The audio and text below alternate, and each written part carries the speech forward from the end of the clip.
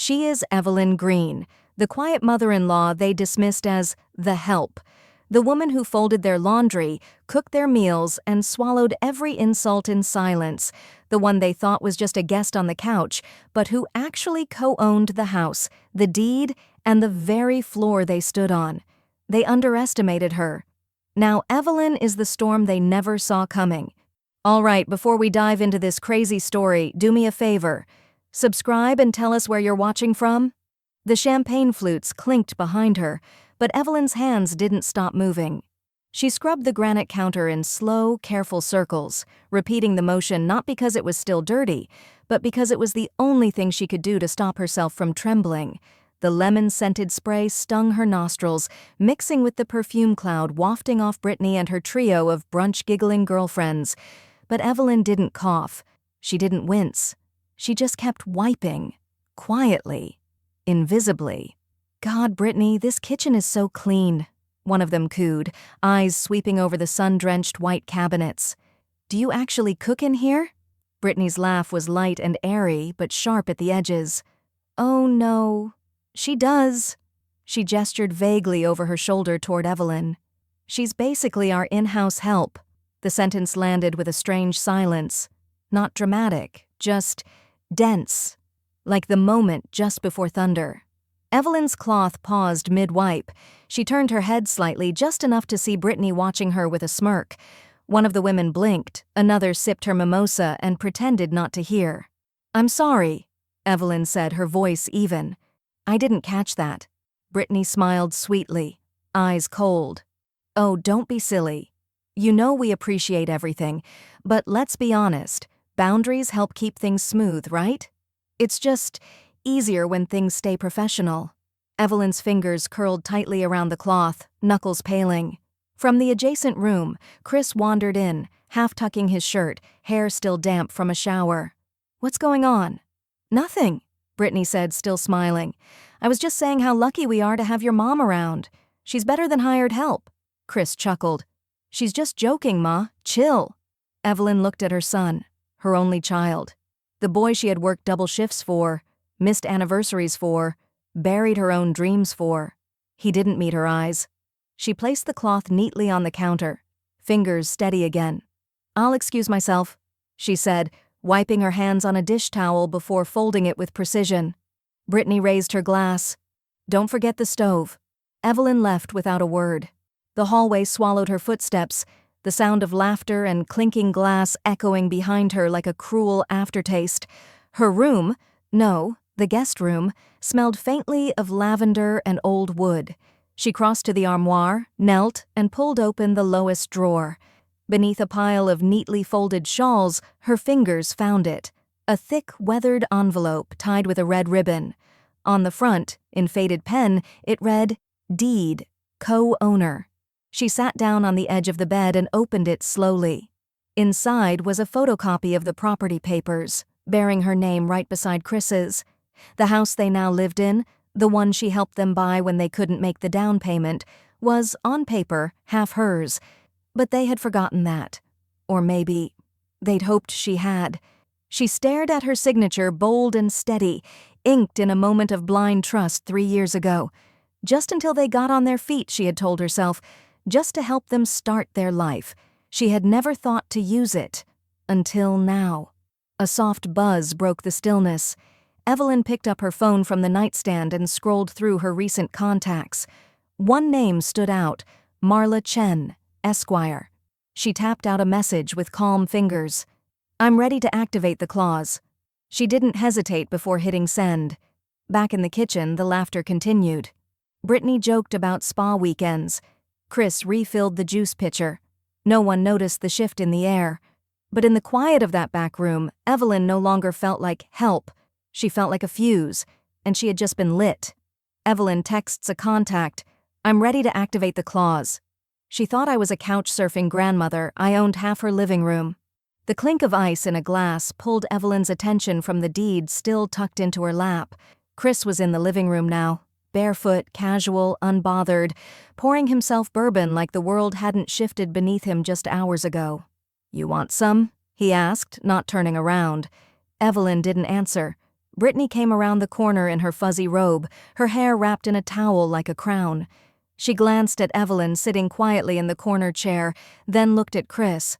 "Did your mom seriously leave the lights on in the garage again?" Chris exhaled like he was exhausted from defending her. "I'll check it later." "No, you won't," Brittany muttered, brushing past, then louder toward Evelyn. "It's fine, really. Just try to keep to your corner next time. It throws off the house rhythm when things are left open."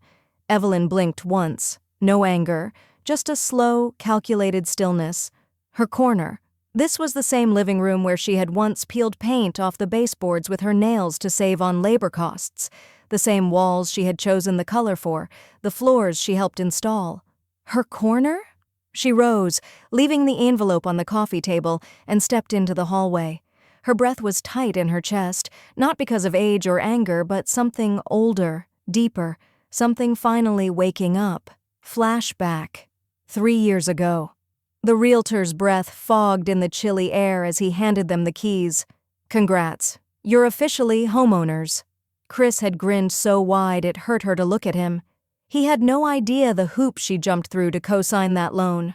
Her savings account, what was left of her and Robert's dream fund, had been drained for the down payment. Brittany had insisted they couldn't afford a place like this without help. "It's an investment for all of us," she'd said sweetly. Evelyn had hesitated until Chris slipped his arm around her and said, "You'll always have a room here." She had signed, half owner, legally, quietly. She never brought it up again. Until now. That night, Evelyn sat on her bed with a yellow legal pad in her lap. The old envelope was open beside her. Deed, contract, notarized paperwork, all valid, all binding. Outside, the murmur of Brittany's voice floated in from the hallway. "Maybe we should look into refinancing. Rates are low." Evelyn's ears sharpened. Chris replied through a yawn. "Yeah. Second mortgage might get us out of the red."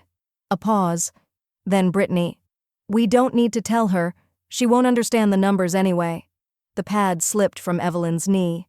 By 8:43 p.m., she was in her car, driving with a purpose that felt like exhale after decades of breath-holding. The city was glowing, blinking with lights she rarely noticed before. Tonight, they were beacons. She pulled into a quiet parking lot beneath a law office she hadn't entered in years. The receptionist looked up, surprised but polite. "Can I help you?" "Yes," Evelyn said, voice steady. "I need to see Marla Chen." "Do you have an appointment?" "Number but." "Tell her it's about a deed." 10 minutes later, Marla's door creaked open. Same office, same heavy wood desk, same wall of legal awards. Marla looked up and blinked. "Evelyn?" "I need to know," Evelyn said, cutting straight through pleasantries. "If I co-own a property, and they're planning to leverage it without me." "They can't," Marla said immediately. "And if they try?" Marla tilted her head. "Depends. How much do you want to shake the ground they stand on?" Evelyn didn't smile. She just placed the envelope on the desk. Marla flipped through the papers with the efficiency of a woman who knew how empires collapsed. "These are airtight," she said. "They used your name to secure a loan. If they take out another one without your consent? Fraud. And as a 50% owner," Marla looked up, her lips curling slightly. "Technically, you can evict them." Marla says, "Technically, you can evict them. I bought their food. They gave me receipts." The receipt wasn't folded. It was laid flat, centered on the floral duvet Evelyn had just smoothed that morning. A clean, intentional placement. Not passive, not forgotten. A statement. She stood at the edge of the bed, apron still tied at her waist, hands smelling faintly of garlic and lemon zest from the chicken she'd been marinating. Her eyes scanned the numbers. Organic milk, gluten-free cereal, oat creamer. The total read $87.19. At the bottom, in Brittany's perfect slanted script, "We can Venmo split if easier." B. Evelyn didn't sigh. She just reached for the edge of the paper with careful fingers, folded it once, then again, and tucked it into her apron pocket like it was something shameful she couldn't leave lying around. From downstairs, she could hear music playing, something pop and chirpy, Brittany's playlist, always too loud when she was trying to be passive-aggressive without saying things outright. Chris's voice followed, muffled but sharp. "Why is the kitchen still a mess?" She didn't answer. She walked down the hallway instead, past the family portraits she never made it into, and stepped into the kitchen. Brittany stood at the island, painting her nails a pale lavender. Chris hovered near the fridge, squinting at the nearly full shelves. "I thought we agreed we'd all contribute," he said without turning around. Evelyn paused, towel in hand. "I paid for those." He finally turned. "Okay, but Brittany picked them up, so—" She looked at Brittany, who didn't even glance up.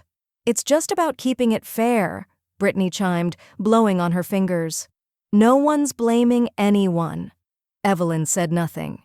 Chris exhaled like he was the victim.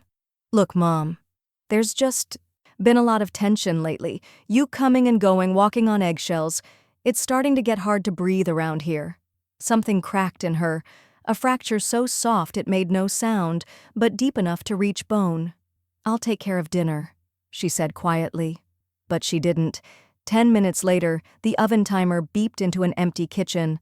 Evelyn had left the front door open just enough to let the wind trail in behind her. Outside, the sky had dimmed into bruised lilac.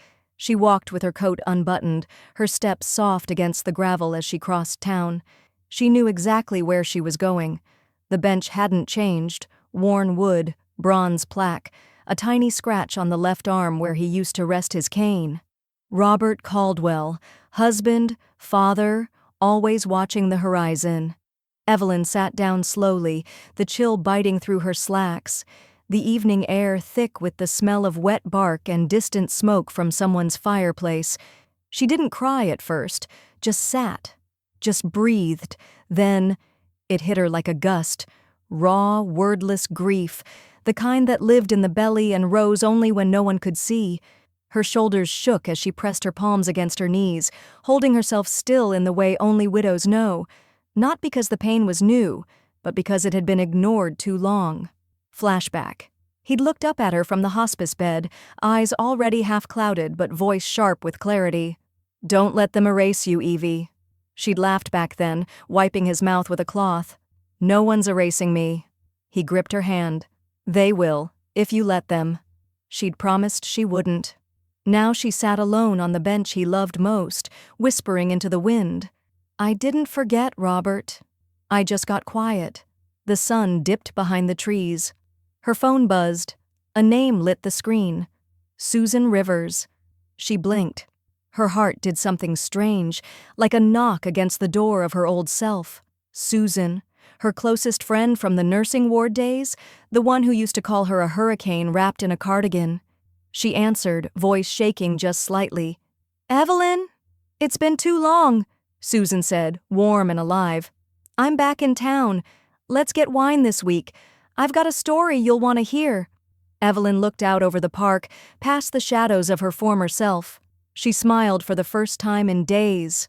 Evelyn receives a call. Her old friend Susan is back in town. The neighbor's dog barked less than Brittany did. The neighbor's dog barked less than Brittany did. At least the dog only sounded off when there was a reason. Mailman, squirrel, falling leaf. Brittany, on the other hand, had elevated complaining into a lifestyle. Evelyn stood in the backyard, trimming back the hydrangeas she'd planted herself 2 summers ago, before the receipts, the whispers, and the slowly shrinking corners she was pushed into. Her shears snipped rhythmically, the blades flashing in the late afternoon light like punctuation marks in an argument she wasn't having out loud. A familiar voice floated over the fence. "Evie Caldwell, if that's you hacking away at those poor plants, I swear you haven't changed a bit." Evelyn straightened, heart skipping, pruning shears frozen midair. She knew that voice. She turned toward the fence and saw her, Susan Rivers, in oversized sunglasses, a wide-brimmed hat, and a linen blouse that looked straight off a Napa Valley wine ad. She looked like success walked into a garden party and refused to leave. Evelyn blinked. "Susan?" Susan grinned, pushing the sunglasses up to her forehead. "In the flesh, darling. And damn, you still prune like you're mad at someone." Evelyn couldn't help it. She laughed, really laughed, the kind that curled out from the belly and cracked open something sore.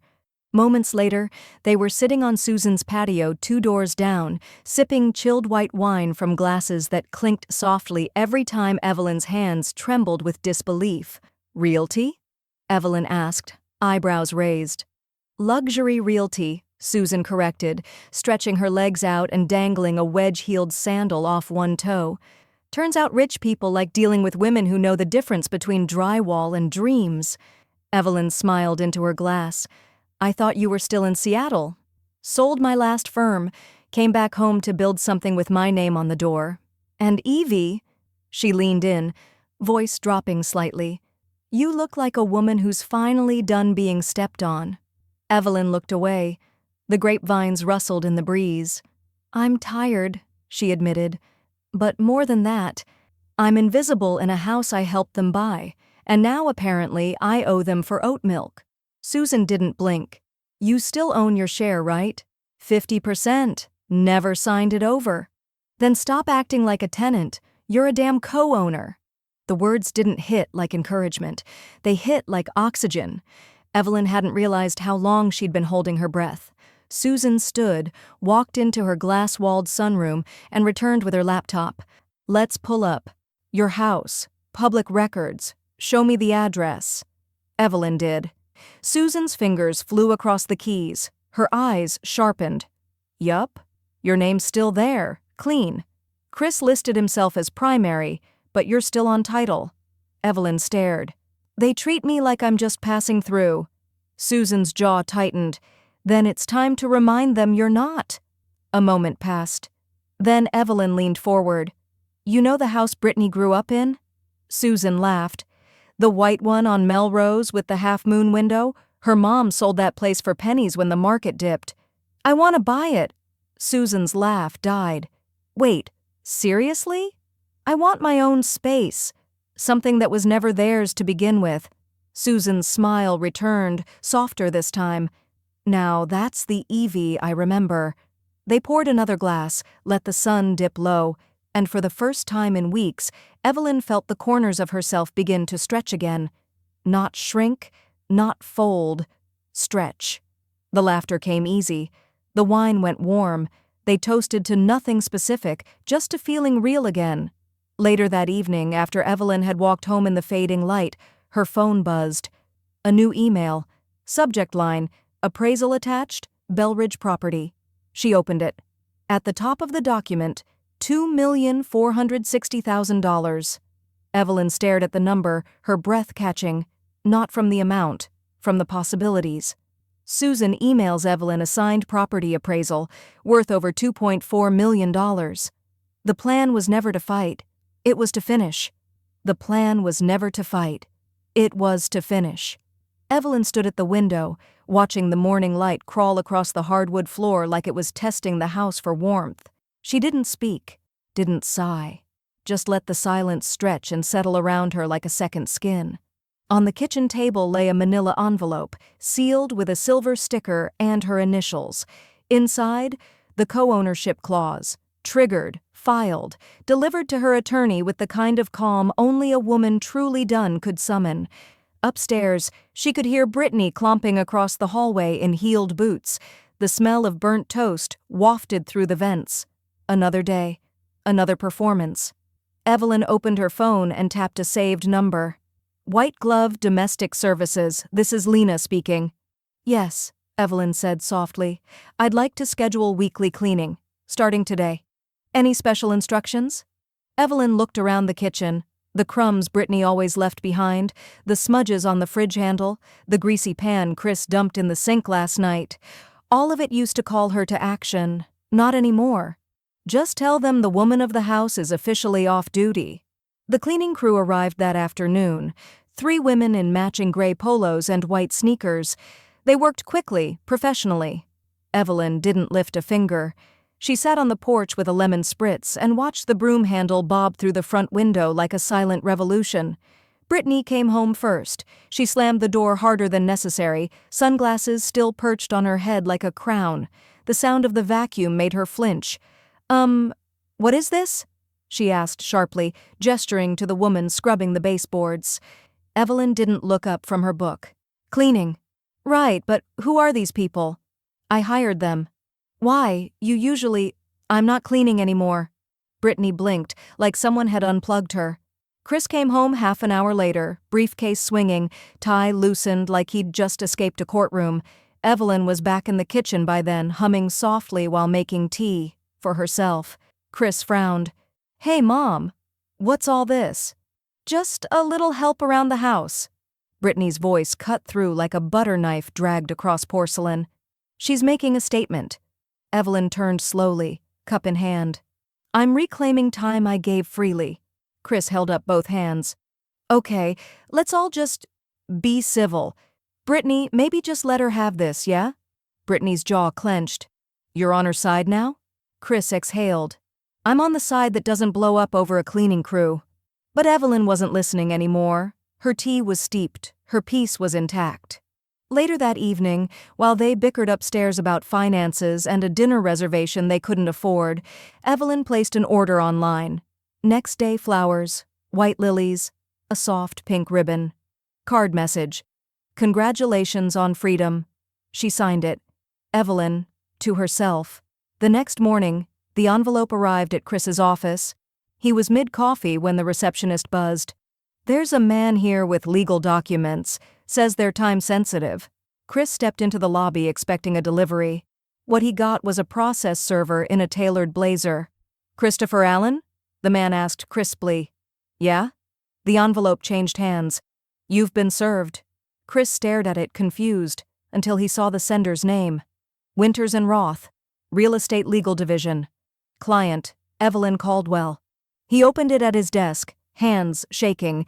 Inside, official documentation that Evelyn Caldwell was invoking her full legal rights as co-owner of the property at 62 Parkstone Lane. She was initiating formal proceedings to divide and reclaim her 50% stake. If resolution couldn't be reached, the house would be put up for public sale. Chris's vision blurred. Back at home, Brittany was brushing her hair in the upstairs bathroom when the doorbell rang. She patted down in bare feet, annoyed, mascara wand still in hand. The envelope waiting on the doormat was thicker than usual, legal white, embossed lettering. She ripped it open, then screamed.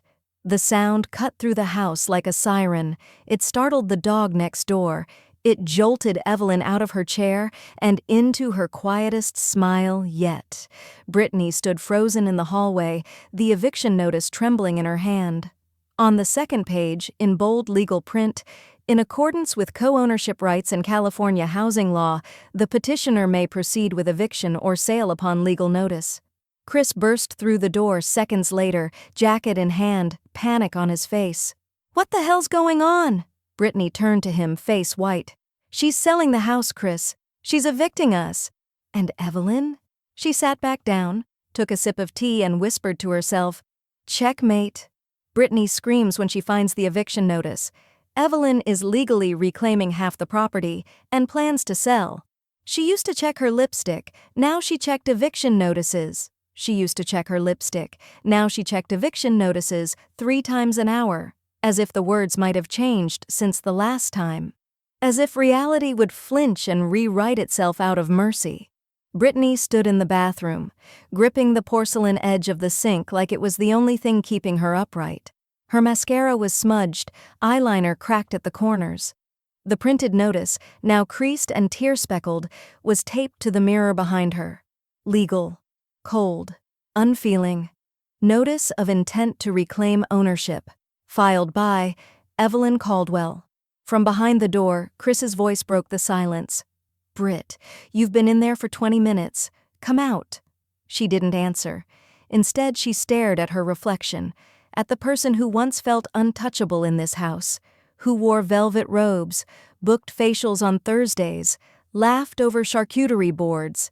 Now, she looked like a woman coming undone, hair like straw, eyes bloodshot, skin gray with stress. The bathroom door creaked open. Chris stepped in, tie loosened, eyes wary. I talked to a mediator. Brittany's head jerked up. And? She wants fair market value. For her half, how much? He hesitated. 1.2 million? Brittany choked on a laugh. Does she think we're Kardashians? We don't have that kind of money." "She's legally entitled to it," he said, voice tight. "She's ruining us," Brittany snapped, slamming the notice off the mirror. "This was supposed to be our forever home. She gave it to us." "No," Chris said quietly. "She signed on as a co-owner. That means we never actually owned it, at least not all of it." The room pulsed with tension. Brittany slumped against the wall, eyes rimmed with disbelief. "You need to fix this."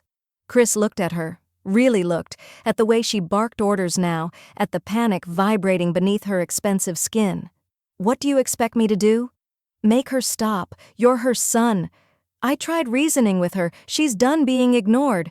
"Then buy her out," Brittany cried, grabbing his shirt sleeve. "With what, Brittany? Monopoly money?" The silence that followed was thick and bitter. From the hallway, Evelyn's voice drifted in like velvet on steel. "Or," she said, stepping into view, "you could always take the guest house." Both heads turned. Evelyn stood there with a glass of lemon water in hand, posture impeccable, eyes calm. Brittany blinked. "Excuse me?" Evelyn stepped closer, gaze unwavering. "There's still an option on the table. You get to keep the main house for now. I move into the guest house and we renegotiate the split later. It's generous considering the alternatives." Chris's mouth opened, closed. He didn't know where to land. Brittany stared at Evelyn like she'd just suggested they sleep in the garage. "You want to exile us to the back like servants?" Evelyn took a sip of her water, then set it down on the hallway table. "I'm giving you a choice. That's more than I ever got." Then she turned and walked back down the hallway, her steps unhurried. The silence she left behind was deafening. That night, Evelyn drove to her lawyer's office to review some additional filings. A crescent moon glowed through her windshield, and the GPS murmured soft directions. It should have been an uneventful trip. But halfway to the firm, her rearview mirror caught a familiar shape, a silver SUV. It stayed 3 car lengths behind, headlights dimmed. She narrowed her eyes. At the next stoplight, she turned right, off route. The SUV followed. Another turn, another shadow trailing. Evelyn's lips curved into the faintest smile. Brittany had always underestimated her silence. Now she was underestimating her awareness. Brittany secretly follows Evelyn in her car. I saw her car 2 aisles down. She couldn't even spy with Grace. I saw her car 2 aisles down. Silver Lexus. Dent near the license plate. Headlights off, engine still humming. She couldn't even spy with Grace. Evelyn adjusted her sunglasses in the rearview mirror, expression unreadable. The day was bright, painfully so, but inside her car, everything felt cooled by something colder than AC. Control. She stepped out slowly, heels clicking with purpose against the cracked asphalt of the strip mall parking lot. Her cream-colored coat caught the wind, flowing behind her like a cape. Her purse swung at her side, sleek, minimal, chosen with intention. The realty office was tucked between a yoga studio and a pastry shop, understated but elegant. The kind of place Brittany would have called quaint if she hadn't been too busy calling Evelyn a burden. Evelyn didn't glance back. Let her follow. Inside, Susan's office smelled faintly of eucalyptus and leather. Sunlight spilled in from the floor-to-ceiling windows, warming the edge of the polished conference table. Susan looked up from her laptop, a smile tugging at the corner of her mouth. "You made it. Right on time." "I always am," Evelyn said, placing her gloves beside the folder she carried. They got to work quickly, discussing the latest offer from a private buyer, zoning permits for the new property Evelyn was eyeing, and an architect who specialized in senior accessible designs that didn't scream senior. Everything was crisp, clean, and without chaos. Until the door burst open. Brittany stood there, hair frizzy from rushing, face blotched from stress, chest heaving like she'd sprinted the last 50 feet. "I knew it," she snapped, eyes locked on Evelyn. "I knew you were meeting with her behind our backs." Susan rose calmly, hands folding in front of her. "Ms. Whitmore, this is a private consultation." "Oh, cut the crap," Brittany hissed. "This is betrayal, family betrayal." Evelyn remained seated, legs crossed, her fingers lazily circling the rim of her teacup. "Funny. I thought betrayal looked like secretly signing a lease in your name behind your husband's back, but I suppose we all have our definitions." Brittany blinked. Just for a second. Enough to crack her stance. "You think you can take everything?" she said, voice louder now. "You think money makes you untouchable?" Evelyn leaned back, tilting her head just slightly. "Silence makes me untouchable. You taught me that." Susan stepped in like a curtain falling on a bad audition. "Brittany, I'm going to ask you once to leave. You are not a client. You are not on any documents. You are, legally speaking, a trespasser." The word hit like glass shattering. Brittany turned red, her eyes flicking from Susan to Evelyn, searching for leverage and finding none. She opened her mouth to speak, but Susan raised a hand. "You've already said enough." The room went still. A long, breathless pause. Then, without a word, Brittany spun on her heel and stormed out, slamming the door behind her. Susan let out a low whistle. "Damn, that was dramatic." Evelyn picked up her tea again. She always hated exits she didn't control. Outside, the sun was dipping lower, casting amber shadows across the pavement. Evelyn walked to her car slower this time, not from age, but from savoring something rare, complete power wrapped in composure. She drove home with classical music low on the radio, windows cracked just enough to let the spring breeze curl around her fingers. By the time she reached her driveway, the sky had gone soft and violet. She parked, stepped inside, and kicked off her shoes with a sigh that felt earned. Her phone buzzed. Unknown number. She stared at the screen for a long beat, then picked it up and tapped the message open. "We represent Lucent Capital Management. A legacy account linked to your name has recently matured. Please call to verify details and confirm preferred disbursement method." Her brows lifted. She hadn't heard the name Lucent in years. Not since she and Harold had tucked a few certificates into a safety deposit box they promised never to touch unless absolutely necessary. She poured herself a glass of wine and smiled into the silence. It wasn't necessary then. But now? It was the perfect time. Evelyn receives a mysterious message from a finance firm connected to a long-forgotten account. "I let them think I was poor. I just wasn't noisy about my money." The receptionist offered her a mint and a wary smile, like she wasn't sure whether Evelyn belonged in a financial firm that smelled like aged scotch and old money. Evelyn didn't blame her. She wore simple black slacks, a pale mauve blouse, and a scarf that could have come from any department store sale rack, but the quiet poise in her shoulders said otherwise. So did the glint in her eyes. "I'm here to see Malcolm DeSoto. He'll be expecting me." Her voice was calm, controlled. The receptionist blinked, then typed her name into the system. Moments later, Malcolm stepped out from behind a frosted glass door, his salt and pepper hair a little thinner than she remembered, but his grin just as wide. "Well, I'll be damned," he said, spreading his arms. "Evelyn Thatcher, or should I say Evelyn Whitmore now?" "Still Thatcher where it counts," she replied with a small smile, accepting his brief hug. He ushered her into a private meeting room where the chairs were deep leather and the air was chilled just enough to remind you. This was a place where money lived comfortably. The folders he laid before her were embossed with gold, her name printed in serif type. She glanced over them like someone glancing at old photographs, familiar but almost forgotten. "Lucent Capital held on to these for 20 years, Malcolm said, tapping the page. "Between your late husband's contributions and the reinvestment splits, you're sitting on just over $3.1 million. Evelyn said nothing for a full 10 seconds. Then, he said it was for emergencies. "But I think he knew I'd need it for something bigger." Malcolm nodded slowly. Harold always was a quiet planner. She traced the signature line with her index finger, her skin slightly cool from the air conditioning. Then she signed, one fluid motion, no hesitation. Just like that, the money was hers. But it wasn't about the money. It was about having leverage that didn't announce itself at the door. That afternoon, she wandered into a boutique near the waterfront, not the kind where tags are visible, the kind where clerks whisper rather than speak. She ran her hand across a deep emerald cashmere coat, held it up to the light. It shimmered like wealth without noise, without apology. "Would you like to try it on?" the saleswoman asked. "I'll take it," Evelyn replied. Also the leather flats in taupe and the silk wrap in rust. She left with one branded bag and no receipt. At home, the bag rested at the back of her closet until Chris and Brittany were out. Then she removed the tags and folded the pieces gently into her new cedar chest, her version of armor. Only the bag remained. She tossed it into the kitchen trash before they got back. But Brittany wasn't as oblivious as she looked. Later that night, while rinsing her protein blender, Brittany glanced at the trash can and froze. She pulled the bag out slowly, frowning at the embossed boutique name. A store she'd always talked about shopping at, someday.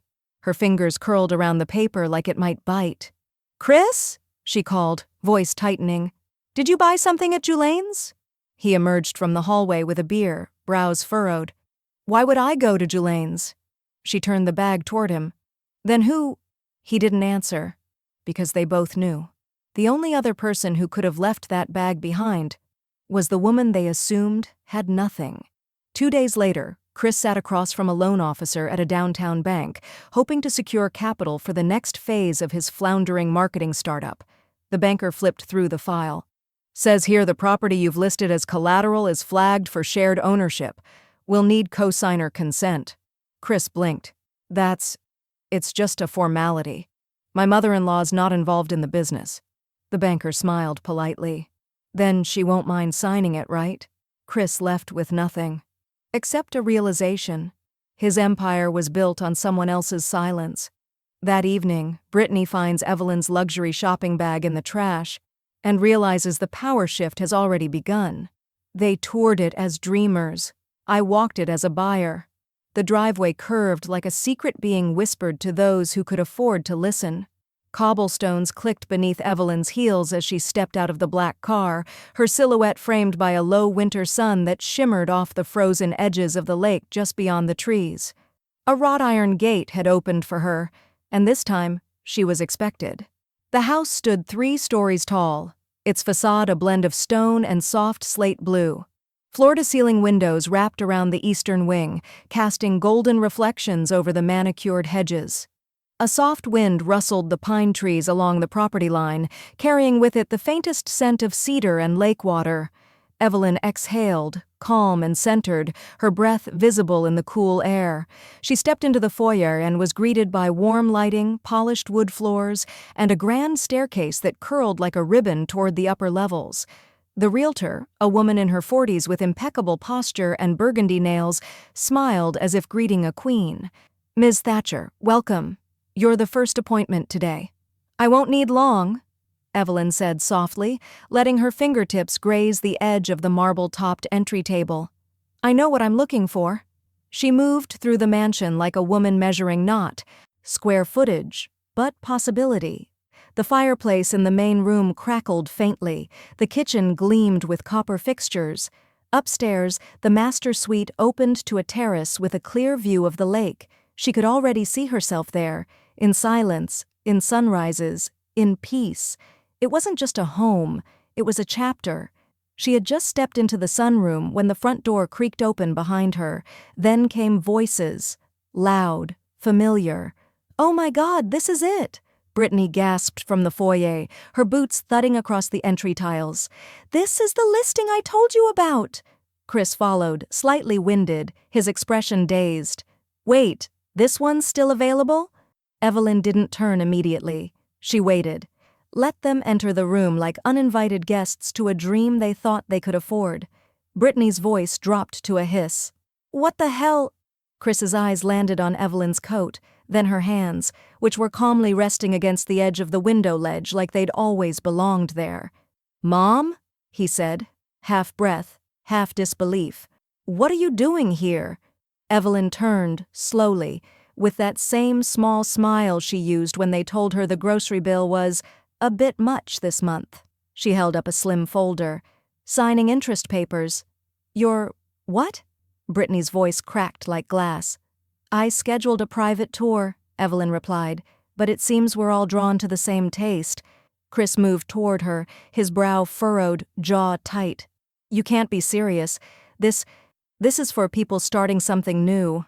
Not—" His words faded, unfinished. Evelyn raised one brow. "Not what?" Not someone like me? He dropped his gaze. She stepped forward, folder in hand, and whispered just loud enough for Brittany to hear. You two came here with Pinterest boards. I came here with pre-approval. Brittany flushed red. Chris followed her out to the driveway as she walked calmly toward her car, the signed papers tucked neatly in her coat. Mom, he said, tugging her arm gently. You're tearing us apart. Evelyn looked up at him. Not with anger, but with the steady eyes of a woman who'd stopped shrinking. No, she said. I'm just reclaiming what's mine. That night, Evelyn sat in her living room beside the fireplace, sipping tea from her rust-colored mug. The papers from the mansion lay beside her on the coffee table, half-filled and ready for next steps. She glanced down at the tablet in her lap, casually scrolling through real estate alerts. Then, something caught her eye. An email. Subject line: rental application approved, lease summary for Brittany Green. She blinked. Her heart slowed, then thudded once, deep and deliberate. Attached was a PDF, downtown, 1 bedroom, signed 2 weeks ago, in Brittany's name. No Chris, no forwarding note, no explanation. Evelyn stared at the screen in silence, then whispered, So, that's the plan. Evelyn discovers Brittany signed a secret lease, alone. They wanted me gone, so she got a place ready. Without him. The smell of lemon-scented floor cleaner couldn't cover the stench of betrayal. Evelyn stood at the kitchen island, tablet in hand, the screen glowing with the PDF open wide. Brittany's name at the bottom in sleek digital cursive. Lease start date, 2 weeks ago. 1 bedroom, high-rise. No mention of Chris, no cosigner, no shared utilities. Just Brittany. Alone. The silence in the kitchen was thick.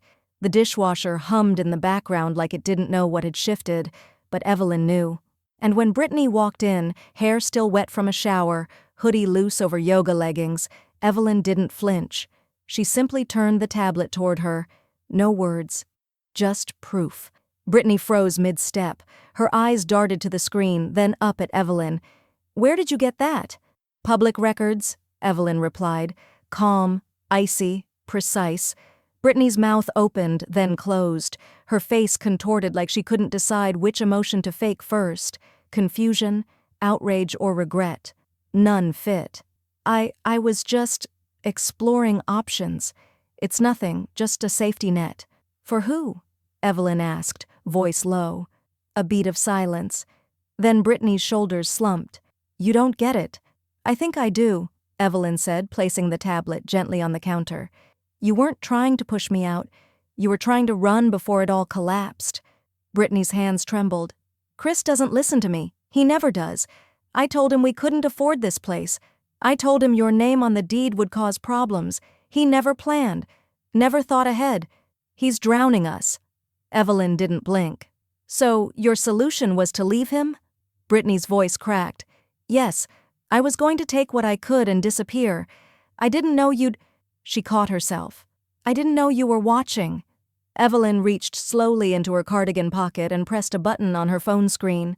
A soft chime sounded. The recording had started 2 minutes ago. I needed the truth, Evelyn said, lifting the phone. Brittany's eyes widened. You recorded me? I needed clarity. That's illegal, she hissed.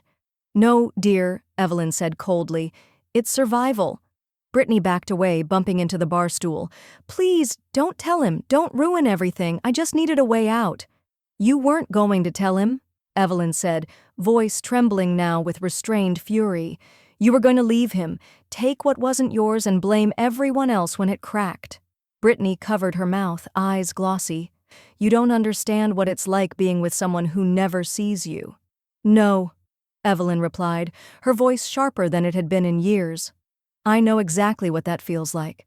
She walked out of the kitchen, passing the hallway mirror where her own reflection didn't even look back anymore. An hour later, Chris returned from work, laptop bag slung over his shoulder, tie loosened like he'd tried to relax and failed. Evelyn sat in the living room waiting. She handed him the phone. What's this? Your wife. Unedited. Chris raised an eyebrow, then hit play. The living room filled with Brittany's voice, her admission, her plan, her unraveling. Evelyn didn't move. didn't speak, just watched as her son's face transformed from confusion to pain to rage. He didn't finish the recording. He threw the phone across the room. It bounced against the armchair and landed on the rug. A second later, his fist slammed into the wall.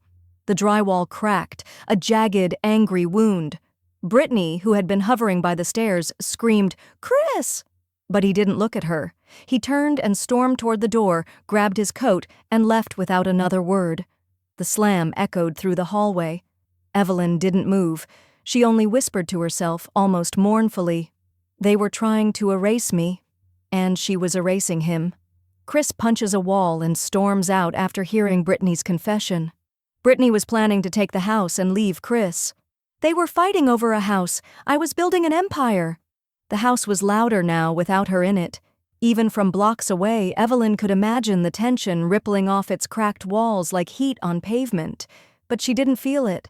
She sat in a glass-walled conference room, latte untouched beside a blueprint spread like a treasure map across the table. "This is the master wing," the builder was saying, tapping the page gently. "All natural light, French doors onto the veranda. We can start demo next week if the deposit clears." Evelyn traced her finger over the sketch of her future. The garden window, the clawfoot tub, the library she'd always dreamed of. She smiled. "The deposit cleared yesterday," she said. "Let's begin." The builder grinned. "You're not wasting time." "Time wasted me," she replied, and stood. Back at the hotel, her phone vibrated against the nightstand like a child throwing a tantrum. Call from Brittany. She let it ring. Again, Brittany.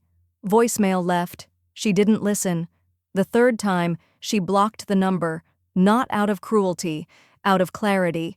She placed the phone face down, walked to the balcony, and let the wind press its chill into her skin like a reminder. She was finally untouched.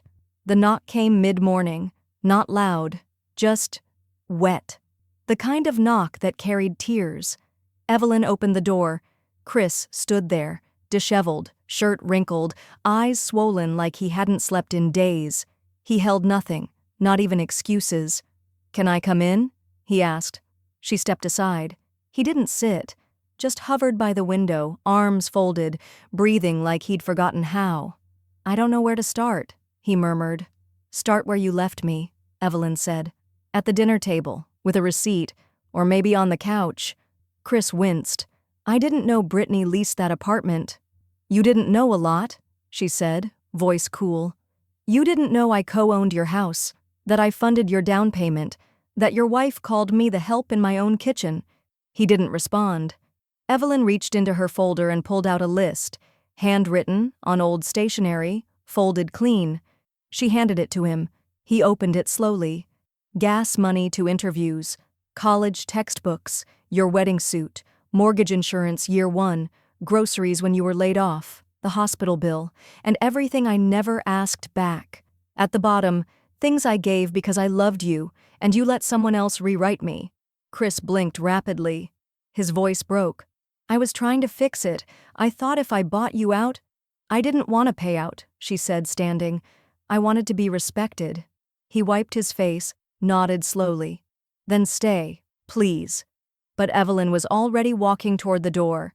"I'm not the one leaving," she said. Outside, the sky had turned slate gray. A soft beep echoed across the driveway. A moving truck pulled in, massive, white, branded with the words Everhome Relocation Services in neat navy cursive. 2 movers stepped out, clipboard in hand. Evelyn opened her purse, pulled out a printed inventory, and handed it over. "Everything's labeled. Bedroom boxes." "First," she said, "be gentle with the easel. The canvas stays with me." Chris watched from the porch like a child who'd broken his favorite toy and didn't know how to explain why. As the first box passed through the threshold, Evelyn turned back once, just once, and saw Brittany watching from the upstairs window, mascara smudged, phone pressed to her ear. She wasn't calling for help. She was watching a woman she underestimated rebuild without flinching. The moving truck arrives.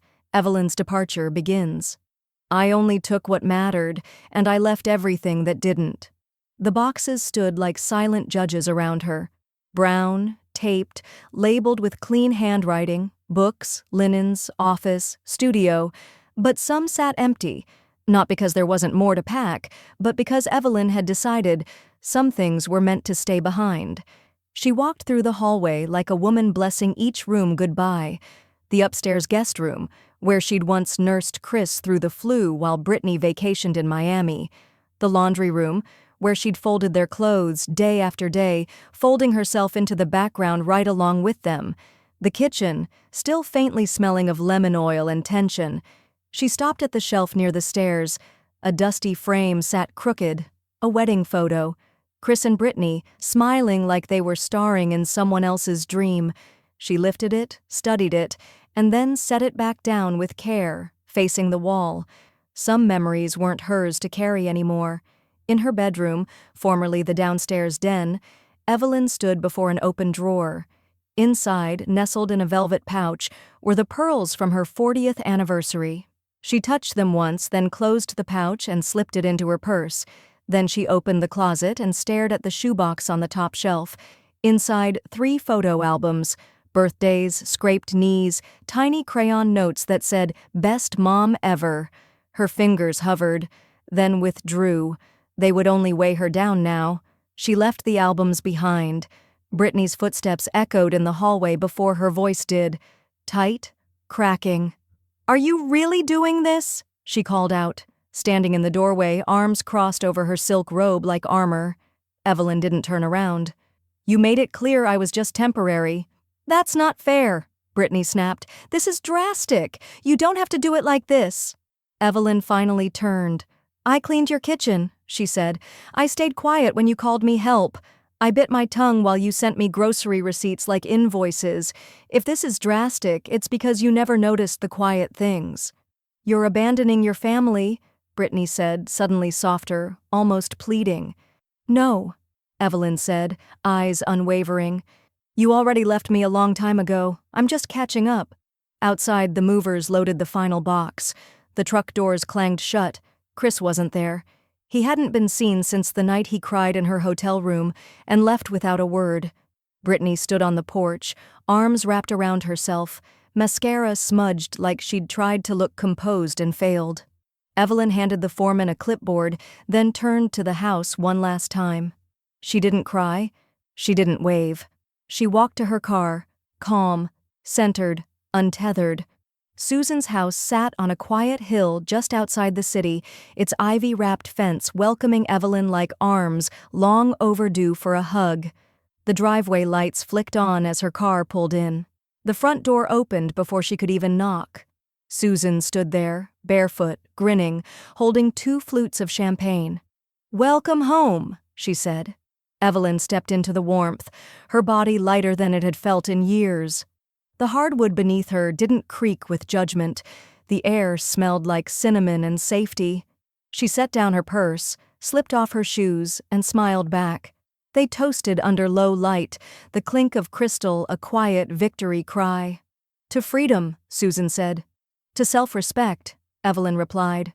That night, Evelyn lay in a guest bed that would soon become her own. Fresh linen sheets, softest pillows, no expectation in the air but rest. She didn't check her phone, but it lit up anyway. A notification from a news alert. She tapped it. Breaking. Chris Langston, co-founder of Langston and Mercer Digital, has filed for Chapter 13 bankruptcy following a failed real estate deal and business default. Her thumb hovered over the screen. No smile, no triumph, just silence. The kind that comes when the world finally lets go of you and you don't fall. You float. News breaks. Chris filed for bankruptcy. He shared his version. I had the footage. The ring light lit Brittany like a halo, but her eyes betrayed the performance. Sometimes, family just turns on you, she sniffled, gazing into her phone's camera like a soap opera lead. She used to be kind. Now she's vindictive. She threw us out, left us penniless, after everything we did for her. Her voice cracked just enough to sell it. Behind her, a strategically messy background, unpaid bills fanned on the table, takeout, containers stacked by the sink, a single wilted flower in a chipped vase. Caption: When the woman you call mom becomes your worst enemy. Toxic family, left behind. The video spread like wildfire. By morning, it had over 300,000 views. Comments flooded in. How could a mother be so cold? Sending love, Brittany, you don't deserve this. She sounds like a narcissist. Classic elder abuse in reverse. What kind of monster walks out on her own son? Brittany leaned into it. Day 2, she posted a follow-up. Close up, no makeup. Just a raw caption. She said I wasn't family, just someone who lived in the house. Chris appeared in the third video, bleary-eyed, voice low. We lost everything, our business, our peace, all because she wanted revenge. The world mourned with them, until Evelyn opened her laptop. She didn't cry, she didn't text, didn't call, she uploaded. The video was simple, no ring light, no filters. Just Evelyn, seated in her sunlit breakfast nook, sipping tea with slow, deliberate grace. Good morning, she said calmly. I'm Evelyn Langston. Some of you may know me from a video that's making the rounds. A beat. I raised my son with 2 jobs. I co-signed a house I paid for, and I was called help in my own kitchen. She reached beside her, lifted a red folder, and began showing documents to the camera, slowly, cleanly, letting each speak for itself. Bank transfers, $117,000 over 6 years, deed of co-ownership, receipts she paid for Brittany's designer furniture, screenshots of texts, she's too comfortable here, we need a plan. And finally, a voicemail. Chris's voice, cold. Let's just get her out by summer. The equity's worth more than her presence. When the voicemail played, Evelyn didn't blink. I stayed silent for years, she said. But silence only protects the wrong people. The video ended with no hashtags, no tears, just one sentence on a black screen. She shared her version. I had the footage. Within hours, the internet turned. Wait, she paid for everything? That voicemail. I feel sick. Omeg, we've been duped. She's the victim here. Brittany needs to deactivate immediately. Why do manipulators always cry first? By the next day, #Justice for Evelyn was trending. A TikTok lawyer broke down the legal documents frame by frame. A true crime podcaster dubbed Evelyn the silent matriarch. Reaction videos flooded YouTube. And Chris, he lost 5 clients in 24 hours. His business Instagram was flooded with 1-star reviews. His inbox? Empty. No one wanted to partner with a man caught on tape plotting to evict his mother. Evelyn didn't gloat. She baked scones, took a walk, tended to her hydrangeas, but she also acted. She contacted Susan. I'm ready, she said simply. That Friday, her portion of the old house, the one she built, the one they turned against her, was listed publicly. Buyers flooded in. A young family made an offer that Evelyn accepted immediately, well under market value, not for pity, for peace. When Chris and Brittany received the final papers from the realtor, Brittany slammed the door so hard it cracked the trim. Chris tried calling Evelyn 6 times. She never answered. That weekend, her phone rang from an unknown number. She picked up. Ms. Langston? My name is Mia Keller. I'm a journalist with Legacy Today. We're producing a feature on matriarchs who reclaimed power later in life. We've heard your story. Evelyn raised an eyebrow. From the video? That, and a few other sources. I did a little digging. Silence hummed between them. Then Mia added, voice lower, sharper. Would you be interested in commenting on Brittany Langston's prior lawsuits? Evelyn's breath stilled. What lawsuits? Mia continued. 2 former employers. Elder care homes, both filed internal HR complaints for emotional misconduct and bullying. One case involved a woman who left the job early due to stress-related illness. And Brittany? Left before HR could act. Evelyn's grip on the phone tightened. She turned toward the window, watching birds gather near her fountain. Tell me more, she said. A reporter calls her, wants to do a feature. Brittany has a history of mistreating elder women in past jobs. They called me help. Now I have help. And peace. The morning Evelyn moved into her lakeside home, a flock of swans glided across the still water like it had been choreographed for her arrival. The air was soft with dew and jasmine, the gravel drive crunching under the moving truck's final exit. She stood barefoot on the porch, arms crossed loosely over her robe, watching her reflection shimmer across the lake's surface. No traffic, no demands, no Britney slamming cabinet doors like punctuation. Just wind, just space, just hers. Inside, the sun streamed through cathedral windows, warming the white oak floors she'd chosen herself. Her favorite chair had already been placed in the sunroom, the one her husband once napped in during football games. She hadn't sat in it since he passed. Now she lowered herself into it like a throne reclaimed, and for the first time in decades, she didn't feel like the help. She felt like the homeowner. Because she was. Her first week in the new house, Evelyn hired 2 caretakers, not because she needed help, but because she finally could offer it. One was 26-year-old Mariah, a single mother of 2 with a quiet demeanor and a nervous smile. Evelyn found her through the local domestic abuse center. The other was Nora, a retired hospice aide who'd cared for Evelyn's best friend years ago. They moved through the house respectfully, instinctively. No clipped tones, no passive-aggressive notes, no pretending. They didn't treat Evelyn like a burden. They treated her like a woman. She had a routine now. Mornings were spent in the solarium journaling, afternoons on the back deck sipping hibiscus tea, evenings wrapped in shawls listening to old jazz records while Mariah's laughter echoed from the guest wing as she played with her boys. There was life in the walls again. One quiet Thursday, Evelyn made a phone call. Not to a lawyer, to Haven Place, the same shelter that once helped a young nurse escape her abusive ex-husband back in 1993. Evelyn had donated to them privately over the years, but this time was different. "I want to fund a scholarship," she said softly into the phone, "for women over 40 starting over." The woman on the line didn't respond right away. Then, "Ms. Langston, are you sure?" "I've never been more sure of anything," Evelyn said. The donation was wired that afternoon, 100,000 with no ceremony, no plaque, no headline. Because some victories are quiet, and some freedom isn't loud, it just stops apologizing. Later that week, Evelyn received a message from Susan. 2 lines. "You were right. Chris and Brittany filed separation papers this morning." Evelyn stared at the screen a moment, then set the phone down. Not with triumph, with release. She lit a vanilla candle, sipped her tea, pulled out a folder from the drawer beneath her writing desk, her new will. She signed it slowly. Gone were the names of entitled children and tactless daughters-in-law. In their place, Susan, Mariah, the boys, and Haven Place. She smiled as she closed the file, not because it was revenge, because it was recentering. She wasn't leaving a legacy for those who tolerated her, only for those who truly saw her. That night, as she returned from a walk along the water, she noticed something on her front steps. A white envelope, no return address.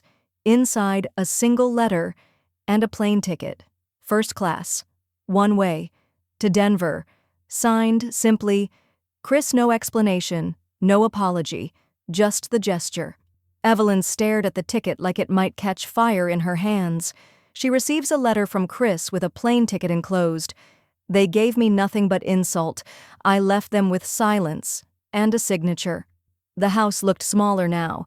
Evelyn sat in the back of the town car, fingers resting gently on the cream envelope in her lap, its sharp corners softened by time and intent. Rain tapped lightly on the windows, not enough to blur the view, just enough to remind her this wasn't a dream. This was the return, not as a guest, not as the help, but as the woman who still held the papers that made everything they stood on hers. The front porch sagged slightly. She noticed that right away. The flower beds were overgrown. One shutter leaned crooked, barely clinging to its hinge. The paint had dulled, peeled at the edges like something unfinished. She stepped out of the car in a tailored navy coat, scarf wrapped neatly around her throat. Her boots made no sound against the wet stone. She didn't knock. She didn't need to. The key still worked. Inside, the house smelled different. Not of home, of mildew, cold takeout, and something deeper. Stale pride. No one was there. She'd timed it that way.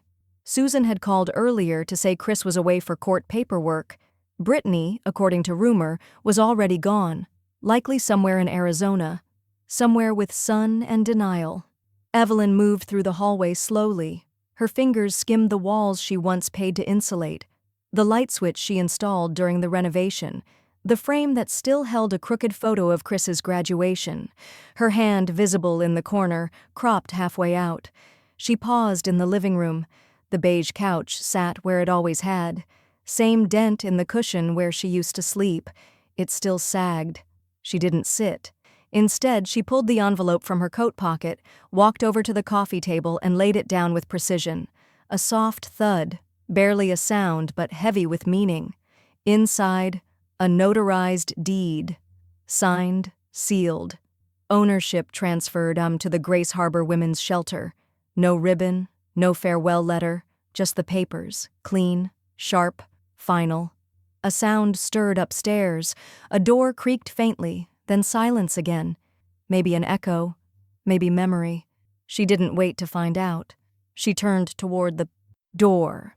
As her hand reached the knob, the room behind her seemed to exhale, like it knew it had been returned to its rightful caretaker for one last heartbeat before becoming something else entirely. On the porch, the sky had softened. A slice of sun pierced through the clouds, pale gold and quiet. Evelyn didn't look back, not when the wind caught her coat, not when her scarf slipped a little at the neck, not even when she heard a distant car pulling up the street behind her. Some stories didn't need full-circle conversations, some wounds didn't need reopening, and some forgiveness came silently, in the form of letting go entirely. The driver opened her car door. She paused just long enough to take one last glance at her own reflection in the window. She didn't look tired, didn't look bitter. She looked full, certain, whole. And as she climbed into the car and the door clicked shut, her fingers tapped once, twice, on her lap, and she said the words aloud, software, unhurried. They gave me the couch. A beat. Then a slow smile as the car pulled away from the curb, the house shrinking in the rear view. I left them the floor. They gave me the couch. I left them the floor.